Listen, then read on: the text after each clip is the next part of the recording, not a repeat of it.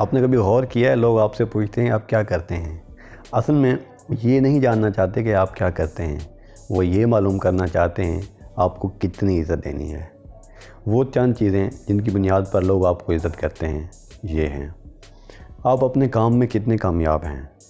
محمد علی کہتے ہیں میں پوری زندگی ایک کام کیا ہے، وہ یہ کہ کامیاب لوگوں کا مطالعہ کیا ہے، پھر ان کے کامیاب راستہ اپنا کر یہ سوچا کہ یہ کامیاب ہو سکتے ہیں تو میں کیوں نہیں ہو سکتا۔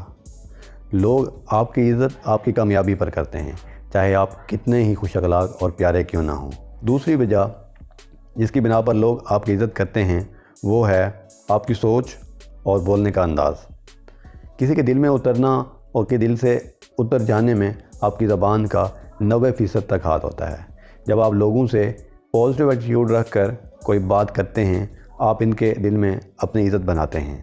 اگر آپ ہر وقت تنقید یا نیگیٹو رویہ اختیار کیے رکھیں گے تو لوگ آپ کی عزت نہیں کریں گے، ایون کہ جب آپ راستے میں آ رہے ہوں گے ان کے راستے میں تو وہ آپ سے دور ہو جائیں گے۔